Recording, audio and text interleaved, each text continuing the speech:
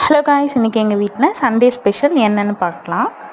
இன்றைக்கி ஆட்டுக்குடல், ரத்த பொரியல், சாதம், பிரியாணி இப்படின்னா வகை வகையாக சாப்பிட்ணுன்னு தான் ஆசை. ஆனால் சண்டே வேலை நினச்சாலே எதுவும் வேணாம், படுத்து தூங்கினா போதும் அப்படின்ற அளவுக்கு தான் இருக்குது.